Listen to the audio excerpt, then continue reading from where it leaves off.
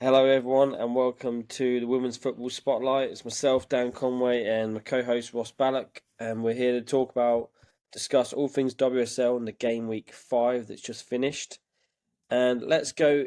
We'll start in game order. So the first game of the weekend on the Friday, Ross, was Man United 1, Chelsea 1.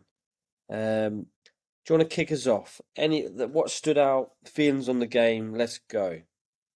Um, I think something that stands out to me is United have never beaten Chelsea in the WSL, and I think this is probably about as close as they've come. Um, I thought overall, I thought it was a really even game, but in terms of like clear cut chances, United did have Tullis Joyce to thank for making some like really quite big saves.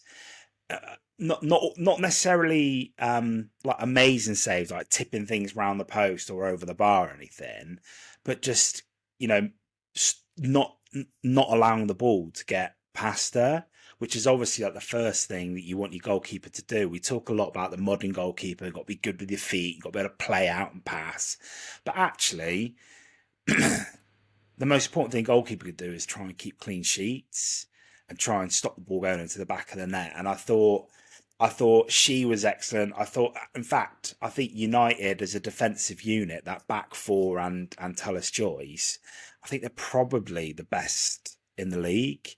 And so far this season, you know, they like last season conceded 16 goals all year in the WSL, really solid.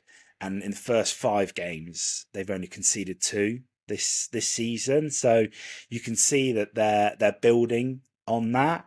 Um, but yeah, it was a pretty good game to watch. But I do think it was just a really even game. Chelsea maybe edged it second half, particularly on chances, and that's where Tullis Joyce kind of really excelled. But yeah, I thought it was a really close game actually, and I think that's a good thing for the league. Yeah, no, you're right. You can tell it was a close game because possession was close. It was not far off 50-50. And shots wise, Man United had 15 shots and Chelsea had 19. So it was a really good game. Like it was quite end to end and both teams going for it and it was good to see. Yeah, but it's not just for me. It's when you see both teams are creating decent chances, creating opportunities to score goals. Um, I think that was really good to see. I think we, along with probably everybody, kind of just assumed Chelsea, Arsenal would kind of run away with it. It's good to see that United, City, we'll talk about next, their game with Arsenal, kind of bridging that gap. Maybe not quite there yet, but yeah, it was good to see a closely contested game, a game where there was some real jeopardy and not something that kind of after 20, 30 minutes or the first goal goes in, you think, all right, that we know where this is going. Because 9 times out of 10, we probably do get that in the WSL just because of the the resources that some teams do and don't have. I mean, I don't know about you, but I actually thought Jess Park probably should have put United ahead early in the game. Um, but kind of hitting the ball over the bar from that distance when they've created that chance, I think she'd be really disappointed by that. But yeah, I think overall it was good to see teams like opponents of Chelsea creating chances and being solid at the back and for there to be like a proper competitive game. Yeah, I think at the back, Man United, you're right, the defensive unit really impressed me. So Letitia, Janssen, and Tullis Joyce, those three, that trinity was solid, like a solid foundation. But Pretty. yeah, but those wing backs, I was really impressed, and I've been noticed there a couple of times. But that Rivier's really making that kind of right wing back, that right back slot. She's really likes to get forward, put crosses in, drive forward. Really impressed with her, and obviously. Sandberg got a goal, uh, and pleased for her too. So you're right, that defensive unit is a great foundation for Man United. Yeah, it's just a real shame that after starting so positively and having that chance with Jess Park, that United kind of just, within 9 minutes 1-0 down, and it was really poor play, like playing out from the back, just really kind of sloppy.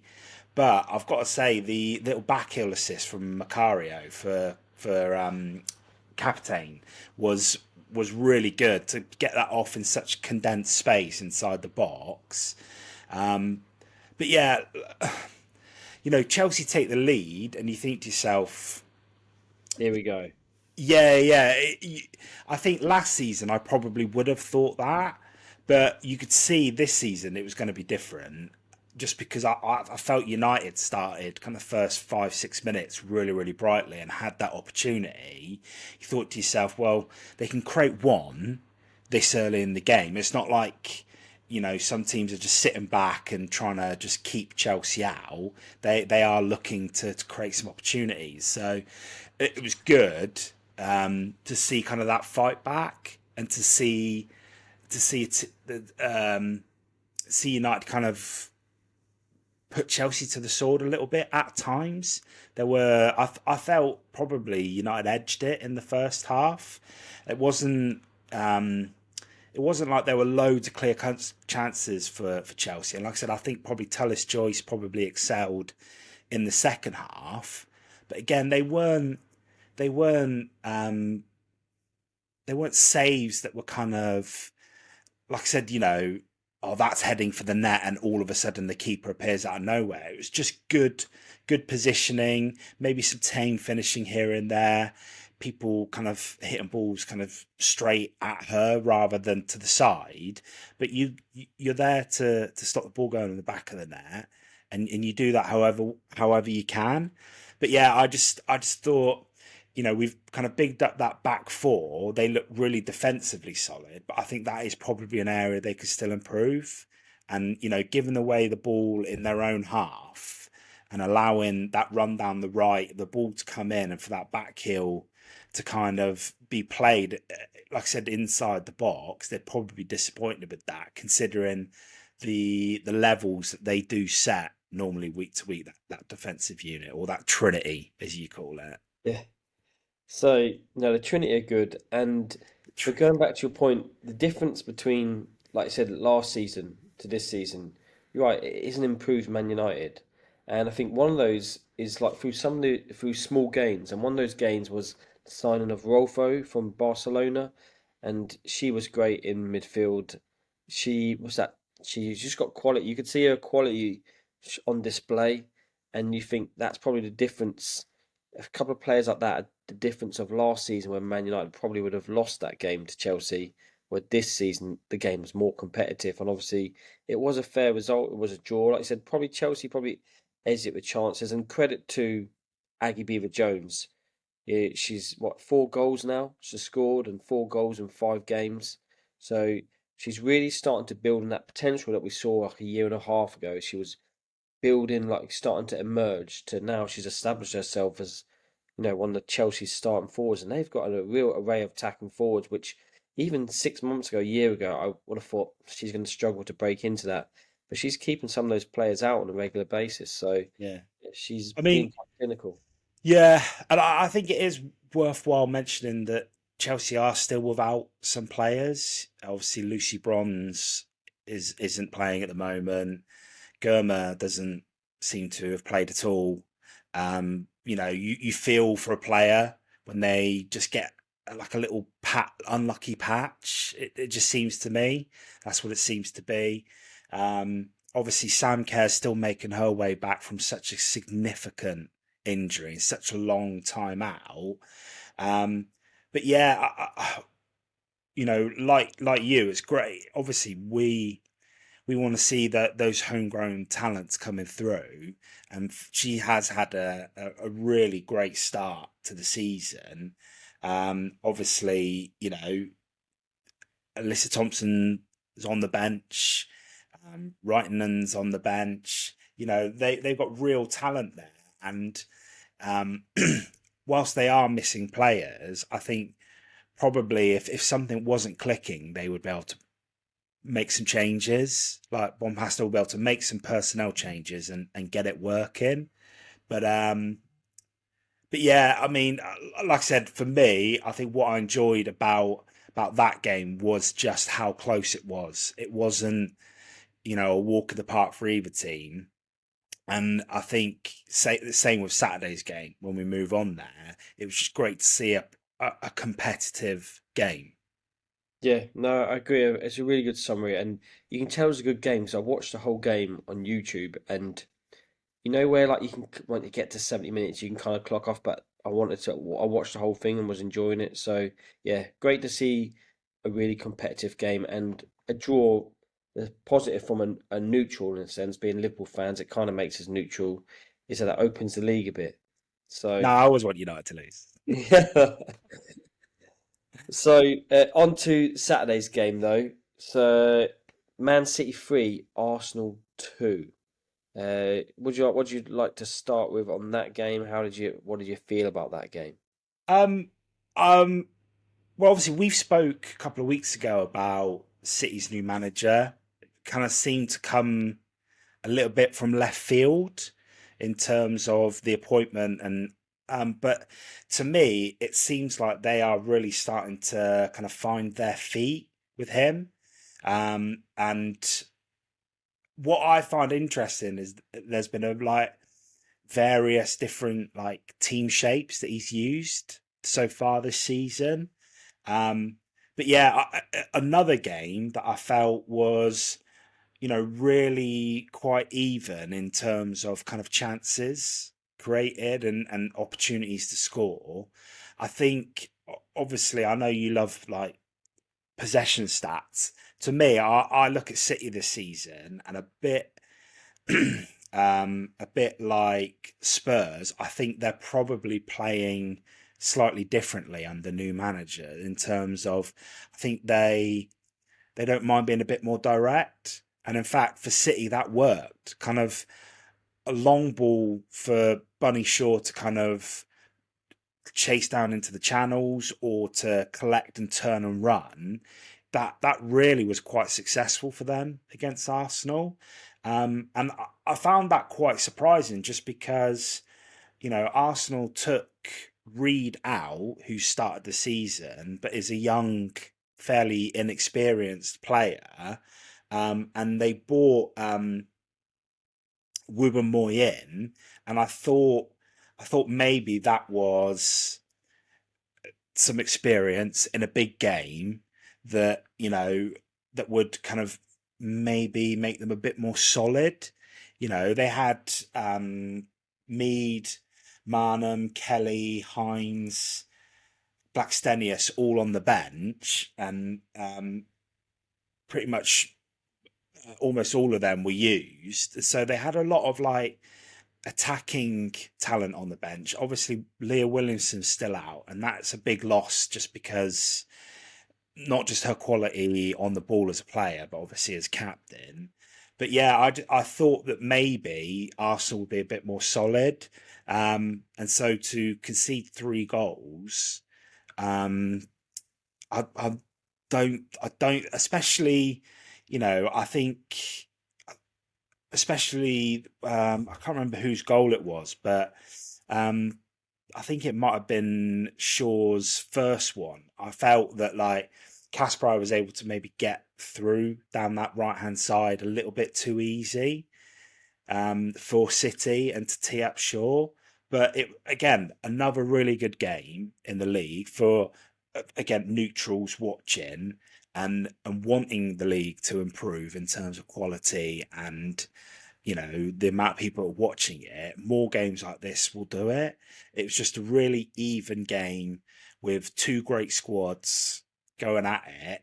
But yeah, for me, I was really impressed with City actually. Like I said, different shape this week, and they just seem to be finding some rhythm under the new manager. No, I agree. I think you can definitely see they're starting to, yeah, you can see that they're starting to take shape and gel under this new manager and buy into his approach. And you mentioned Kasparov. I thought she was excellent. I thought the last couple of games she stood out to me as like a threat down that right hand side, that overlapping fullback, getting in crosses, and obviously she scored. She had a good goal disallowed, but then she ended up scoring a scrappy goal. But she's been really impressive. Looks like a real good quality player. And you're right, you can see Chelsea mixing it up. Long balls, short balls, mixing it up with their position. City, Yeah, City. Sorry, you can see the. What did I say? Chelsea. Chelsea. You can see Man City mixing it up with their style. And no, I really liked it. And I was going to say, I tell you who's looked fairly good on young talent, that Gracie Pryor at the back for Man City. Yeah, She's still young, and you can still, she needs to develop a game. But what I've liked is she's starting to gain confidence. She's started to do forward runs. She's quite confident at having being with the ball, kind of uh, spraying it out. She's looking good, and I'm also a fan. I'm interested to see, like you said, with Arsenal, that young centre back Reed. She's got high. She's young. I think she's still just a teenager, but where Gracie Pryor, I think, is early 20s. But we'll see what happens with Reed. She looks promising talent. are you still worried about Buddy Shaw? I was going to mention. I was going to mention. It's good to see her. Obviously, she got two penalties the other game, and she's back amongst the goals. I think she's top goal scorer. I think there's a few joint, but yeah, it was she. She definitely starting to find her rhythm and form. Does she look like the bunny form in her peak from last season before her injury? No, but you can tell she's getting there, and I think Yeah, she'll be. She's nothing to worry about. She's got goals in her full yeah. stop. Like we said in the last show, it will take time. She was out for pretty much the whole second half of the season. So you're looking at And kind of still, was she joint top goal four to scorer 6 still? months.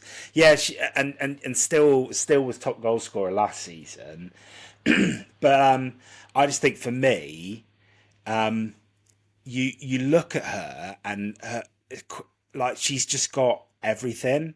Like we talked about Russo a couple of weeks ago, like her hold up play and her like interplay with teammates. I think in the last 12 months she probably has been the best number 9 in the world, Russo.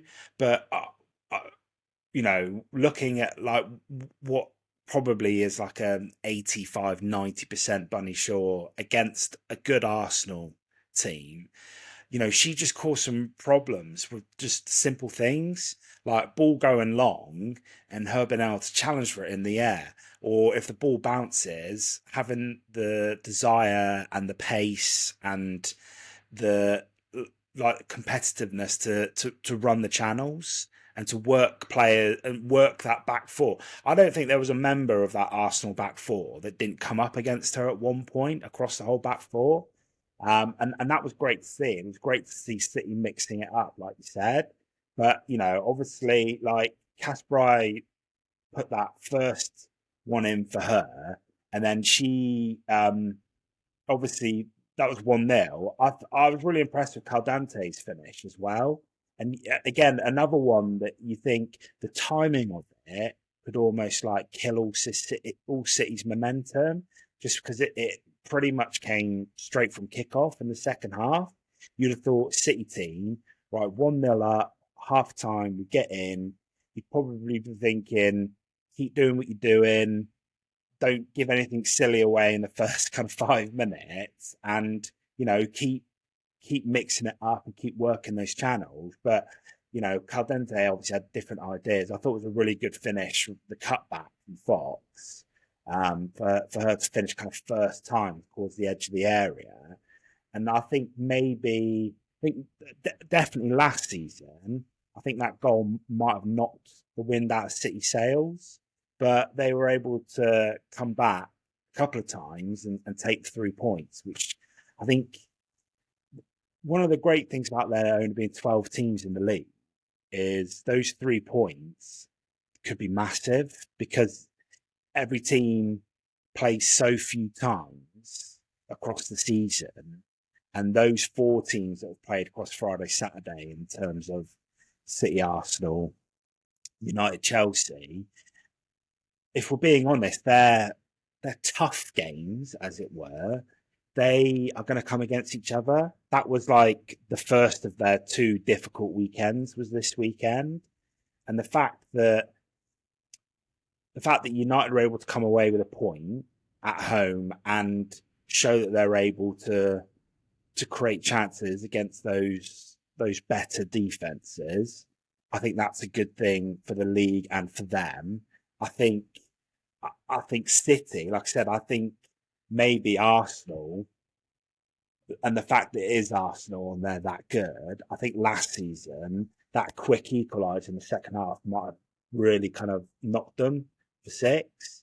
But yeah, the way that Kasper was able to get that scrappy goal from the set piece, and then even after Chloe Kelly equalised with a really good finish, she went a bit big on the celebration, and We'll touch on that. and that may have come back to haunt her. But 5 minutes later, Benny gets the winner, and City are able to see it out. And I think that's what I meant at the start when I said I can see they're starting to kind of find some rhythm and find their identity under the new manager. Because I think last season, particularly with everything that was happening, kind of not behind the scenes, because we saw some of it play out quite publicly, but I think maybe Man City of November, December last season, that equaliser goal probably, like I said, takes the wind out of their sails, and Kelly scoring the 83rd minute probably gets Arsenal the 3 points. Yeah, I agree. I think Man City are showing progression, and it's whether they can keep that progression or build on it for the rest of the season. But you're right. Credit to the new manager. It was a bit of a left field choice, like he hadn't set the world alight at Danish women's team. But let's see, they obviously saw something in his pitch, his interview, his presentation that he gave when they were hiring him. So we'll see. The jury's out on that one, but so far positive indication in progression. Yeah, But go on. I was going to say, you wonder if they saw something in the fact that, traditionally, the Scandinavian teams have been quite good internationally in terms of women's football, just because, late 90s, early noughties, it was kind of Scandinavia, America is where you went for professional women's football. And yeah, you wonder if perhaps as other nations like England have professionalised and caught up, you wonder if perhaps they saw something in what he was able to do with the Danish team that maybe doesn't quite have the talent that it used to, and that's kind of where the appointments come from. But you're right. I think because it's not like he took them to a surprise international tournament victory or anything. I think perhaps there was a little bit of that's an odd choice. But what I've been impressed with is not just that they're finding rhythm, but it's only 5 games in, and they've used, it was a goalkeeper 4-2-3-1 on Saturday. They've used a goalkeeper 3-5-2. They've used different tactical models to play their games, and to do that 5 games into the season, I found that really impressive. Yeah, it definitely shows that tactical flexibility. Um, it just shows you the strength of the manager, and also you have to have the players that can do it. And so far, City, the team are responding to his approach. So yeah, it is all positive. I would Yeah, love, yeah, and I would love to see a more of a challenge this season. yeah, which I think the tactical flexibility, I think, is a real strength in the women's game, because squads, like I said, because it's only recently fully professionalized. You know, players. You look at someone like Kate McCabe, has kind of come through as a player, not always being professional. People or Lucy Bronze is another really great example, where you go well, she won women's Ballon d'Or playing centre midfield. How does that work? And you just go, well, the number of players has grown exponentially in the last, I don't know, 10 years. But when they were coming through as players, smaller squads, people the quality wasn't quite there. So even if you were able to make 3 subs, perhaps the quality on your bench was such that you didn't necessarily want to use all those players unless you had to. And so a lot of the kind of senior pros in the WSL have had to be flexible so that the teams they've played on have been able to keep their best players on the pitch. And actually I think that's a really great thing that we're probably going to lose with professionalization. And I think it's something that is probably okay, but that flexibility, like I said, especially amongst kind of senior players in the WSL, kind of older players, um, I think that's a really unique strength of the women's game. Yeah, that's a really fair and interesting observation.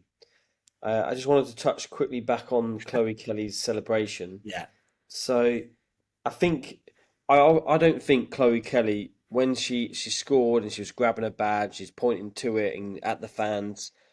I I think she has to be careful because a lot of those Man City fans, the young girls, the teenagers, the ones that aren't teenagers, 10-year-olds and stuff, a lot of them still hold Chloe Kelly in high esteem, love her, idolize her. She's a really popular, iconic figure in the game, and she wants to be careful because she doesn't want to alienate those Man City fans that still have a love for her.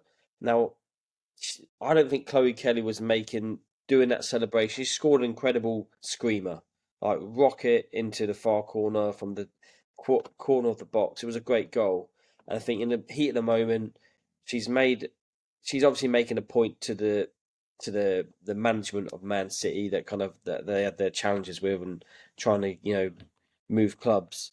But yeah, she just want to be careful because a lot of those fans they may have might have found that funny, but yeah, it is the heat of the game. You should be able to enjoy and celebrate a goal. So, in one hand, I don't blame her. Good for her to celebrate and enjoy a goal like that. yeah. I mean, I I don't really care. It's a cliche. Player comes back and scores against old club. Yeah, Like it's when it typical. happens, you go, it's one of those things where you go, well, that was bound to happen. And when you look at it, like statistically, it maybe happens 20-30% of the time. But when it happens, it's such a big thing across football that in your head, you're like, oh, this must happen like 80-90% of the time. But, statistically, it probably doesn't. I mean, I'm not too fussed about it. If a player celebrates against them, I actually probably find it more annoying when a player like scores a goal and then it's like, oh, sorry about that. Well, if you really love that club, stay. Like, Yeah, I think you look like a bit more of a mug if you don't celebrate. Like, you've scored a goal at the end of the day, and yeah, they're professional athletes. They're not like, at the end of the day, like she came through at Arsenal when Arsenal were decent. Then Arsenal had a little bit of drop off, and Man City were kind of like the new team, and she went there because she's a professional and she wanted to play professionally and she wanted to earn what she felt her value was. I mean, I've got no problems with it. Like, I think she left City under a bit of cloud. I don't think necessarily that was at the club. I think that was at one person specifically. And at the end of the day, like Chloe Kelly, came through is a London girl, came through at QPR and Arsenal. Like, if anything, like if she'd scored against City, scored for City against Arsenal and done that, I think that probably would be something a bit more that you'd maybe turn your head at and go, not sure about that. But at the end of the day, they're professionals. They're professional athletes who are looking to get paid their value in a very short career that they will have to will have to keep them going for the rest of their lives. And yeah, like I said, I think you're probably a bigger mug when you leave a club, whether it's like digging in your heels for a transfer or not. But like the whole point of the transfer system essentially is everybody should, it all equals out eventually. So yeah, I'm not too bothered. I probably don't think there's a single young Man City fan who's that upset about it. They definitely shouldn't be. Anyway, No, fair enough. Okay, so let's go on to Sunday games. West Ham nil, Aston Villa 2. So similar possession. West Ham had 12 shots, but one on target. Whereas Aston Villa were a bit more clinical. They had 11 shots, but four on target. And the stats kind of speak for itself. And if anything, that made probably West Ham sound better.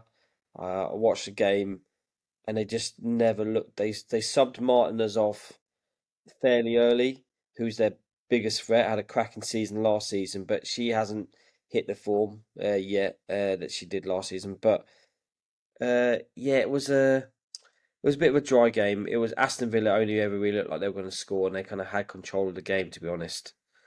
And the front three, the front four, as we've said before, they looked way more of a threat. You could tell they had that bit more quality.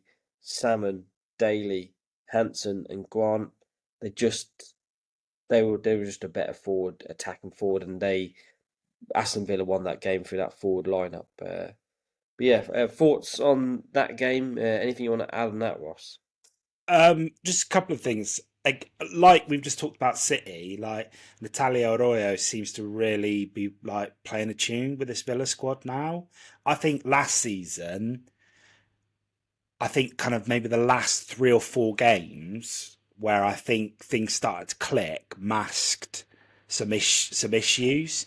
You know, obviously I think she came in kind of January last season, and it almost seemed like results got even worse. And at one point, I think I remember us talking about Palace v Villa last season being like, you know, if Palace can win this, they might get out of the relegation spot and put Villa there.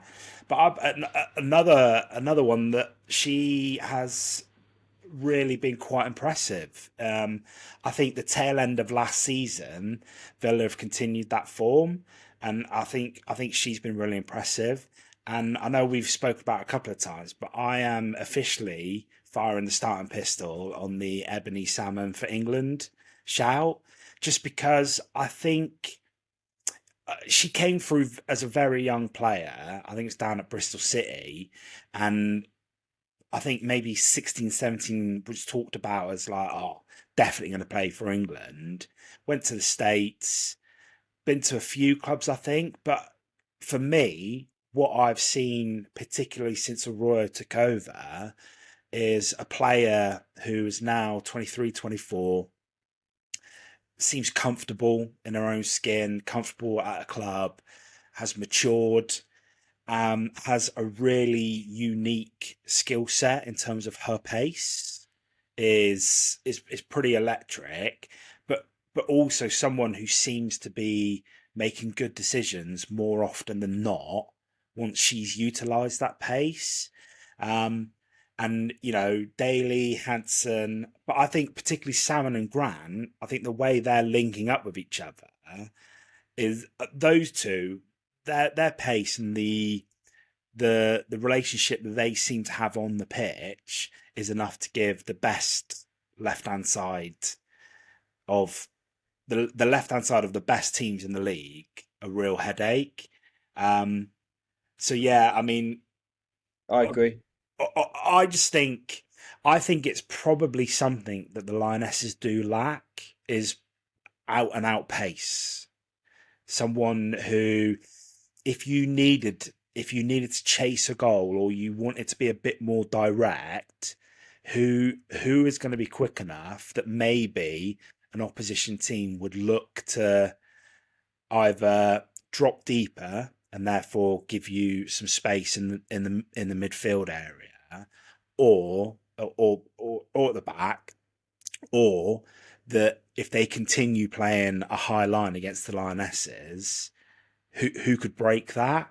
And I don't think there are lots of players out there with that skill set, and I think she's one of them.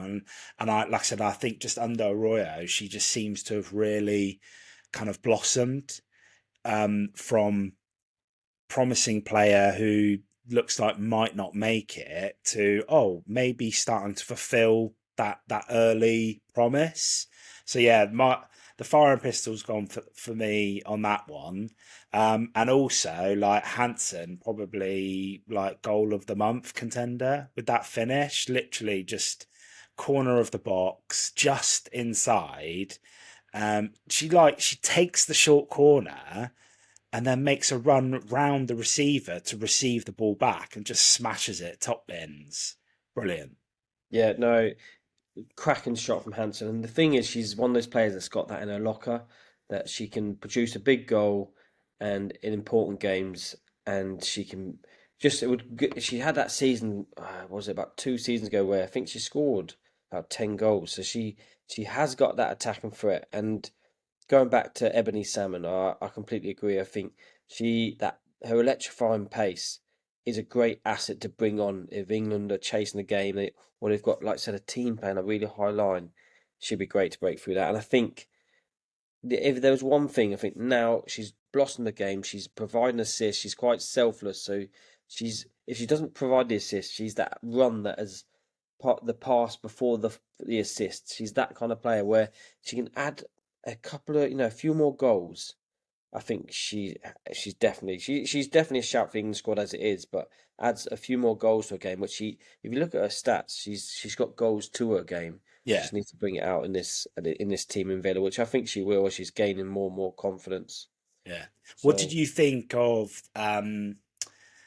Wilms's free kick? oh yeah, good, lovely free kick.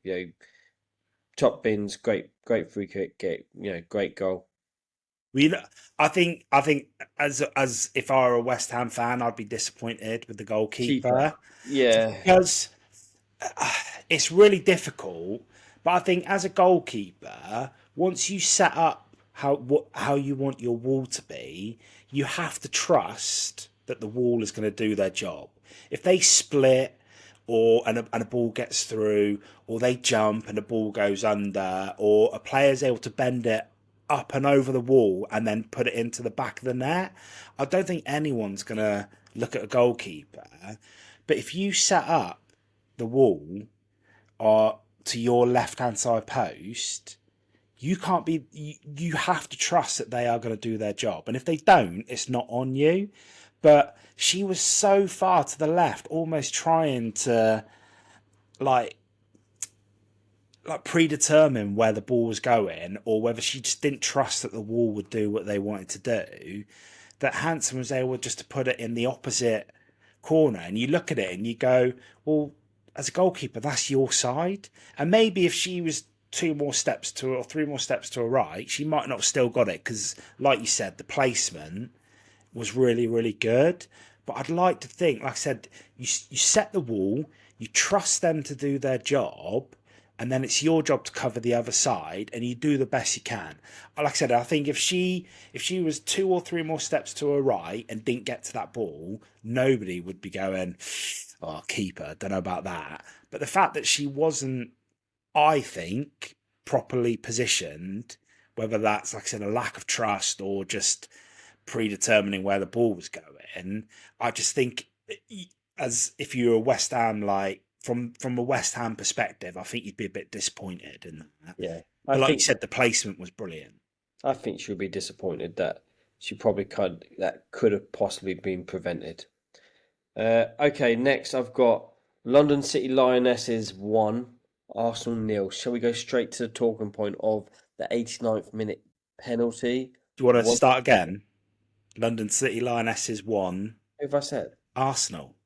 Oh, what is going on? London City Lionesses 1, Liverpool nil. It's because you Uh, didn't want to say it. You're like, I can't. No, not another loss. 4 games in, controversial 0 points, 0 wins. 89th minute penalty. Tell us where you stand on the penalty, please, Ross. I'll tell you where I stand. Where every sane person should be standing, which is, it's not a penalty. Nikita Paris runs through, puts her studs into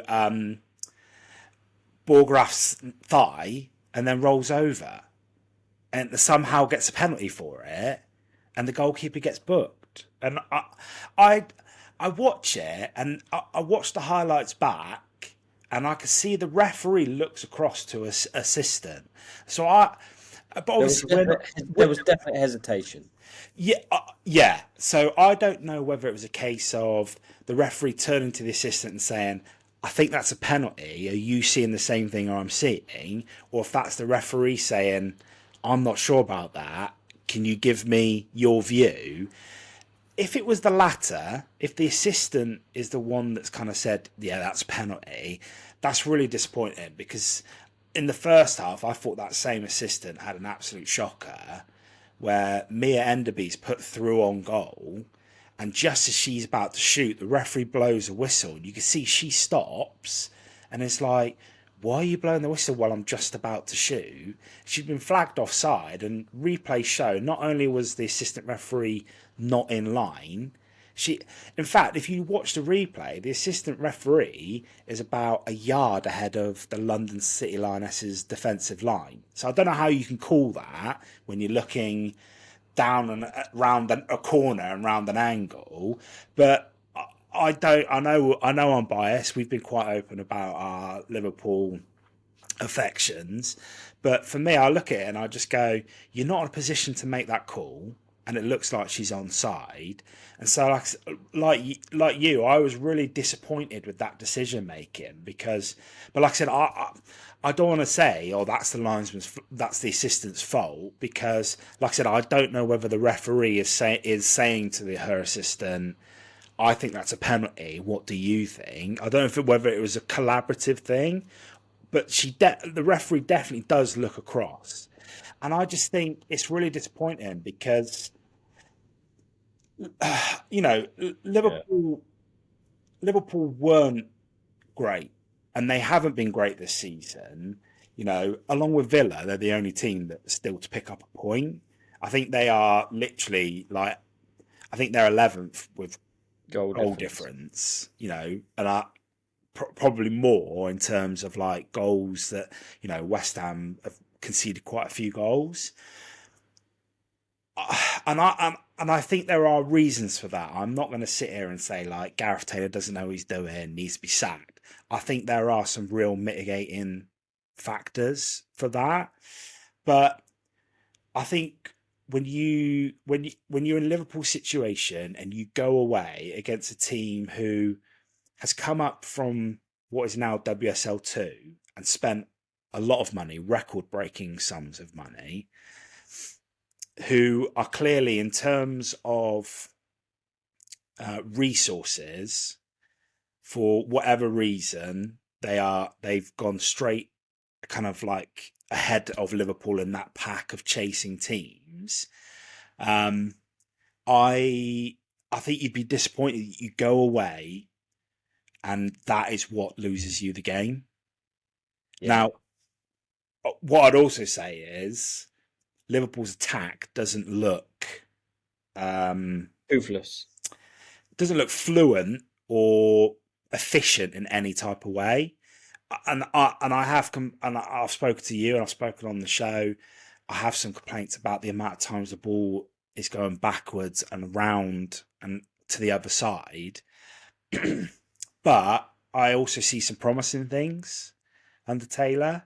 And like I said, I think there are some extenuating circumstances, and I would like to think that in January they'll go get a couple of players and kick on a little bit.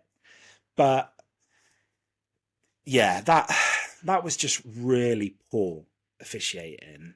And you know, I'm not, obviously Paris had to go off injured. I'm not saying that she's faked anything, you know, but she's hurt herself planting her studs into the goalkeeper. The goalkeeper hasn't fouled the player, and I just think at any level of football, you get that given against you, and you are not happy, especially when it's in the 89th minute against a team that, in terms of resources, should easily be ahead of you and beating you. You know, Liverpool not had the best pre-season.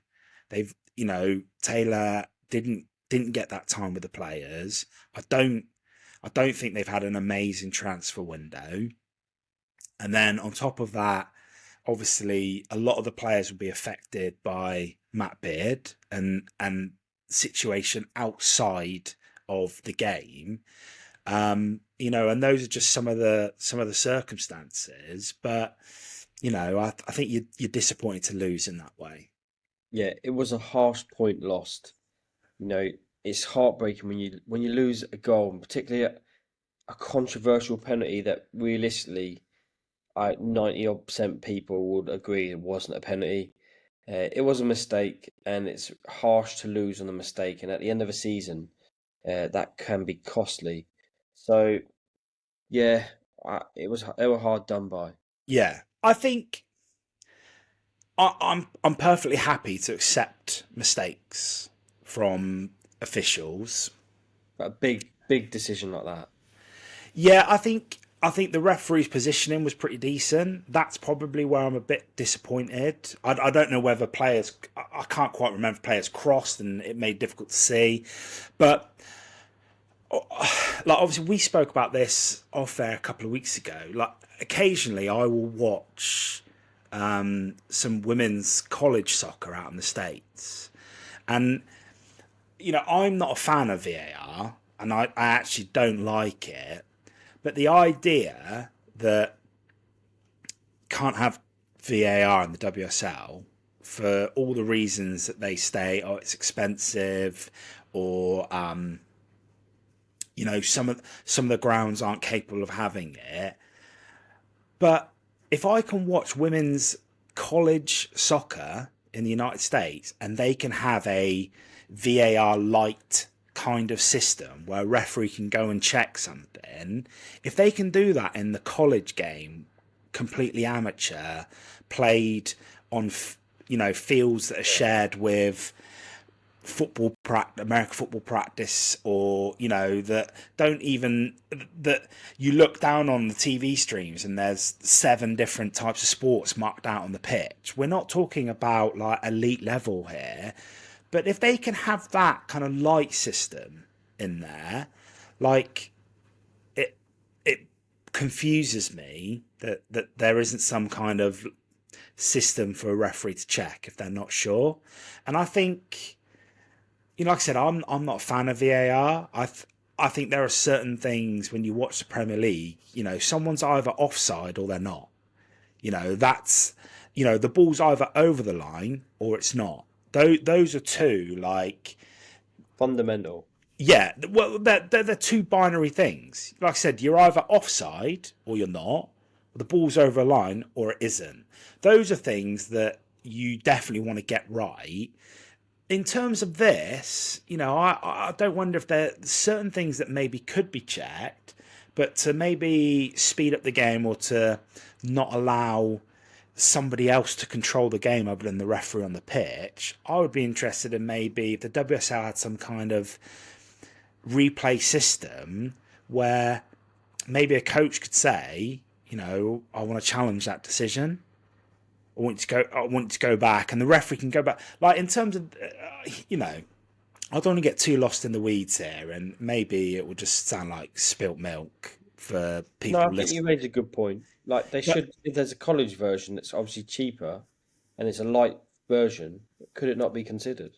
yeah, I mean, it won't have all the bells and whistles, but especially, like I said, I'm not sure what was said between the referee and the assistant, but when you look back at it, the referee definitely turns to the assistant and there is communication there, and that's how it should be. But if the referee's asking the assistant to make that call, what I I don't know if that's necessarily the right thing. Was the assistant in the right place? But yeah, you wonder if maybe something of like that for me is a clear and obvious error. And I think if in the 89th minute Gareth Taylor can say, I want you to check that again, they could use the TV pictures on an iPad or whatever, or a screen on wheels, and the referee can check it. But yeah, I just think in terms of the game, like overall, I'm looking at stats here. Like London City Lionesses had 16 touches inside Liverpool's box compared to Liverpool having 2 inside London City Lionesses. For me, possession wise, I think Liverpool look good under Taylor, and I think pressing wise, they look a lot better under Taylor. But like I said, the attack, I don't know whether it's a fluency or a relational type thing. There's nobody in that Liverpool attacking line that really stands out to me. Like Enderby, I think could be a really good player, but you're asking a 20-year-old, probably like attacking midfielder, really, to play up front by herself with not much coming her way. And so I'm not saying that Liverpool deserved to win, but they didn't deserve to lose like that. Yeah. And we've not said anything about the team that took 3 points, and I do feel bad about that. It's just, for me, it wasn't a good game to watch. And I think we could, if I'm honest, I could say that about all the games on Sunday. Friday we had United and Chelsea, really good game, two even teams going for it, high quality. Saturday you then had City and Arsenal, again, high quality, two good squads going for it. But I think having the four best teams play Friday, Saturday, I think that works to a certain extent. I think the WSL should probably be asking for 3 o'clock kickoffs to be allowed to be shown. And I think if you put that Man City Arsenal game on at 3 o'clock on the BBC for everyone to watch, I think you potentially you might get 500,000, 1 million people watching the game, as well as those in the crowds. But I think when you see those four teams play Friday, Saturday, Sunday was almost like day after the Lord Mayor's show, or it was the Boxing Day to your Christmas Day. It was just a complete like come down in terms of quality, and I think that was probably the same for this game. There weren't loads of opportunities. There wasn't lots of like high quality play, and unfortunately, there wasn't a whole lot of high quality officiating either. No, it's a good point to stop on that. So next game then, Leicester 1, Everton 1. Leicester hold Everton at home to end their losing run. So maybe positive. Yeah, supposedly had a Who says that? They beat Liverpool at King Power Stadium 2 weeks ago, 3 weeks ago. I wouldn't say they're on a losing run. Poor Did we reason. start that again? So Similar, they had, neither of us look like a tit. I think I put it with the wrong result. Similar possession. Leicester had 8 shots, but only 2 on target, and Everton only had 3 on target. It wasn't a high quality game. You think of what we had. Friday, Saturday, yeah. Yeah. I mean, what I would say. Go on. I've got a question to ask you. Okay, what I would say is Vinola, Vignoia. I don't know how to pronounce the name. Right, I don't know if you pronounce the L's in Portuguese or not, but yeah. like that's 4 goals for her this season. She's turned out to be a really good signing for Everton. Her stats, it surprised me because her stats weren't prolific or clinical where she'd been before. So maybe right place, right team. We'll see. Yeah, again, which I think just shows you still the importance of like coach seeing a player and watching them. But I think for me, like that stood out. It wasn't the best game, and Leicester's equaliser through Mushon, like I'm really sorry, but Ramsey in the Everton goal will be really, really disappointed with like Poppadom wrists there. But like for me, I've got to give a lot of props to Leicester. Spoke about them last show, in terms of how good they were against Chelsea and how organised they were, and how I think I said something along the lines of considering Passmore kind of only got the job kind of a couple of weeks before the start of the season. What he has done is got them really organised. Now, they've won one game, which was the Liverpool game. They've picked up another point against Everton at home. That's 4 points already in 5 games. If they can pick up points at home against the teams around them, as it were, you know, I think they've gone from being a lot of people's kind of nailed on for relegation to, I know it doesn't say much about Liverpool, West Ham because they got no points, either of them, but Leicester have already built up a 4 point cushion. That could be them safe already, and I'm sure the players and the staff won't have that mentality. But as an outsider looking in, you look at that and you go, well, that could be them in the WSL next season, pretty much guaranteed. Yeah. You know, I can't. I'll try and want you to ask Oh, your question, right, Paul? no, so my point was, so it was good to see Katie Robinson. Obviously, Katie Robinson had a good chance, good save from the keeper, but she just reminds me because a couple of years ago when she was at Brighton and she was showing some real promise, young Mm, budding talent, and she made a couple of England squads and even got some England game time. mm. But now it's progressed and it's 3 years, three different clubs. Aston Villa last season, this season Everton. Um, what does Katie Robinson have to do to go from promising talent to established good quality player? It's hard to know when you don't work with the player day to day. Like you, it reminds me a little bit of like young Ebony Salmon. Actually, the first couple of times I saw Katie Robinson, what stood out to me was her pace, and I thought to myself, you can. When I saw her, I was like, I think for me, she was kind of like the first one to kind of come through at England from that next generation. That and that's probably just my perception and not No, I any agree. ounce of reality whatsoever. But what Brighton don't let players go if they think there's something there. It doesn't happen very often.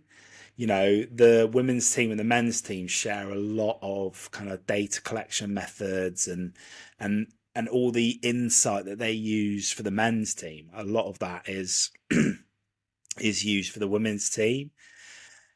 Like I said, I think it's difficult to say what a player needs to do when you don't work with them every day. But she's one.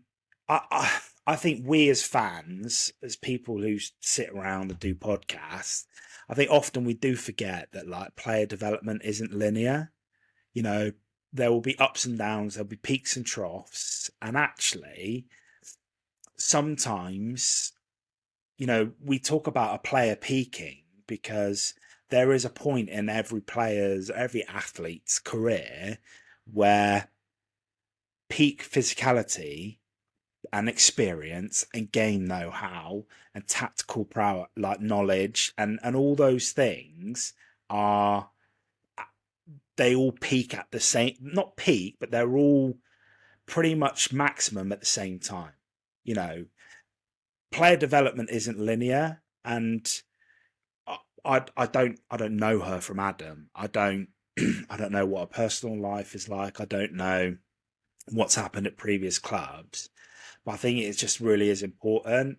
I thought it was interesting the first game of the season against Liverpool. She was playing at right back for Everton. Then she was dropped for the next game. This week she looked to be in a wide attacking position again, which is probably, when I saw her kind of coming through early at Brighton at her best, it was kind of that wide left cutting in on her right foot. But we've spoken about the flexibility of players, how that's a strength for the league. I think I think the only thing a player can do, first and foremost, is ensure that they are playing regularly and starting regularly. She isn't going to get any better sat on the bench somewhere. So if if her playing in that position and playing 90 minutes this week, if that's kind of the start of a run, then maybe we can see that development trend upward again.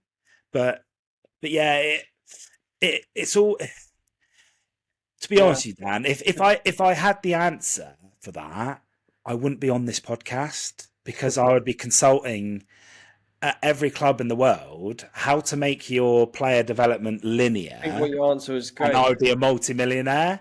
But I think that's probably the biggest one. Like you just Get you game time, you consistency. yeah. If you're playing and you're playing at the highest level you can, and you're playing regularly, that and you know everyone in the WSL is getting a good level of coaching, then that development can kick on. I know, like it's kind of like the trendy thing in football, like oh, I'm not going to sign anybody over the age of 24, or but football sport, all sport is littered with people developing at different paces at different times, late bloomers, early prodigies who fade away.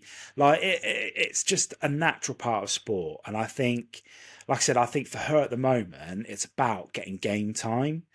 I don't know kind of specifically what her injury record is like, but she didn't seem to be playing consistently over the last couple of years.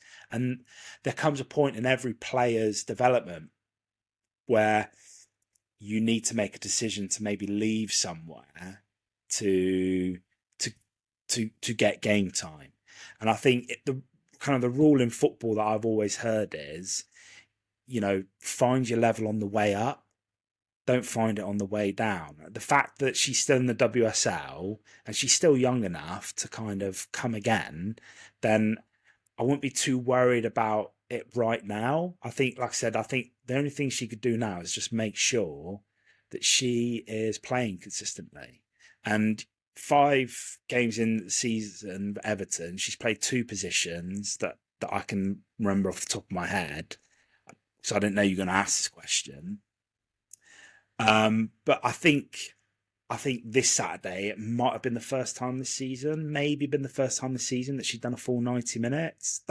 That can only be a good thing. Yeah, I agree. Okay, so Tottenham 1, Brighton 0. Tottenham moved third with 4 wins in 5 games. Surprise package so far, Ross. Yeah, and I think we probably owe some I apologies. think Just everyone. well, yeah, you know, everyone copies us, Dan. So we're the trendsetters in this. But no, like I think I think quite rightly we called them out last season for being quite a boring team to watch, and I don't think that was wrong. And what I've noticed this season is a bit like City. They are quite willing to maybe be a bit more direct, maybe press a bit higher, get the ball forward a bit quicker, and that seems to be working for them. And that seems to be working for a couple of players. For me, like we spoke, I remember last year when Jess Naz was brought into the England squad, and you and I were a bit like, Yeah, "What is going on?" like Like it's yeah, she's not, she's not like exceptionally young player coming through like Agyemang, where you go, oh, they've brought someone in from the under 21s. Maybe they've got an honor or a progression plan. She wasn't having the best season, but she's started off this season really, really well and put another assist in for Tamberg, who has started the season really, really well. yeah. And I think probably weirdly enough, and we seem to talk about it every time we talk about Spurs, like the person who's kind of maybe suffered a little bit is Beth England, because they're playing her in this number 10 role, Yeah. and I don't think I I can see why they're doing it. So you utilise Tamberg and Naz's pace with those more direct balls, but you also you want Beth England's the captain, so you want her to play for her leadership and experience. Her work rate is phenomenal, and so you want someone, under Martin Ho. Spurs definitely seem to be a little bit more positive in terms of trying to win the ball back, and so you want someone who can do that, and she's great with her work rate, with her stamina and her experience. She will, but it almost seems like I don't want to play two up front, and but I don't want to lose her skill set, and it just seems to me that maybe what they've lost a little bit is her being that player who finishes. Now that would be a major problem if Tamberg wasn't scoring goals, but Spurs seems to be doing okay, and quietly they've slipped up to third there. 12 points from the first 5 games, 4 wins and a loss. But in terms of goal difference, they've scored 7 goals in those 5 games. So it's not like they're blowing anybody Yeah. away, but they've also conceded 6. So I think was it the first clean sheet of the season? Not I don't unsure. know. We'll edit that out because nobody wants to look stupid. But but yeah, they're quietly above United, 4 points clear of Arsenal, who It's mad, isn't it? a little bit of a rut. And yeah, maybe like I said, I think we were well within our rights to call out how boring they were last season, and they've tried a lot of things. They've tried you know a couple of different managers. They've had some change around there. They brought in I think that Tamberg is a real. She's like I said, she's hit the ground running. Like yeah, she was but at the heart of everything good. yeah, in but they've last tried signing big players. It didn't quite work. Alex Morgan came over and barely played. You know, they've tried. I think Ho might be the third or fourth coach in the last kind of 2 or 3 years. It hasn't quite worked, but something just seems to click. And yeah, for me more than anything, it's just when we talk about City and Tottenham doing things maybe a bit differently. It's just nice to see a team do something a bit different. I think the WSL can be quite heavily possession based, playing out from the back, playing through the thirds. It's nice when it comes off, but when it doesn't, you can be really easily punished, particularly playing out from the back. And when every team's kind of playing the same way, I don't think it makes the product particularly enjoyable. At least it doesn't for me. And it's not necessarily what I want to see teams doing all the time. So yeah, I doff my cap to Martin Ho, and I doff my cap to Tamberg and Naz, who have had brilliant starts. She's another one who could get into an England squad. She's clearly already on the radar. Um, she managed to get into the squad when I don't think she was playing her best stuff, and now she's playing well. And another one who has real like pace, like unique amount of pace, and could be a real danger. I mean, I don't think England are particularly weak in the wide or attacking areas, but with players like her and Salmon, like I said, it's what can they bring that other people don't have, and I think those two are probably quicker than everybody who kind of plays in those wide areas for England. Um, I'd like to see her add some goals to a game, maybe. I think that's if she can add some goals, I think that would make yeah. her a real threat.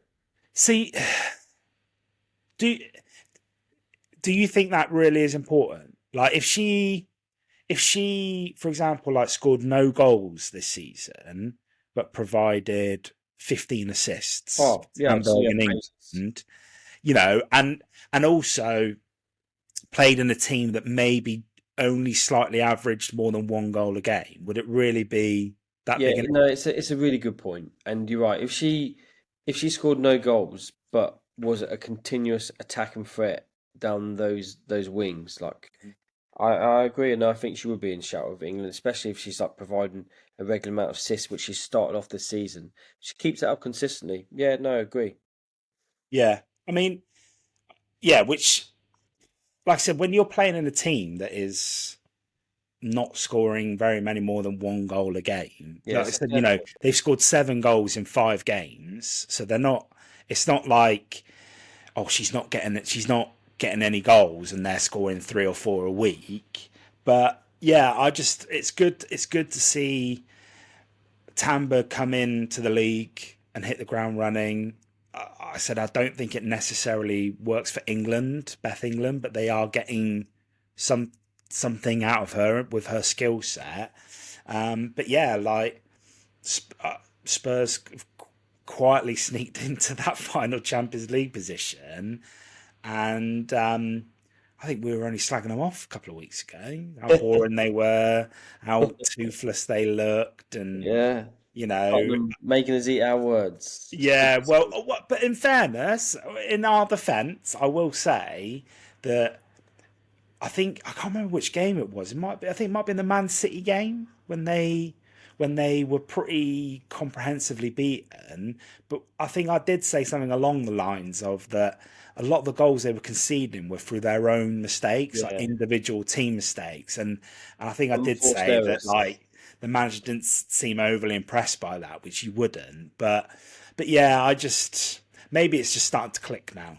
And maybe he is just the right person at the right time to get the best out of those players. But yeah, stealthily into third.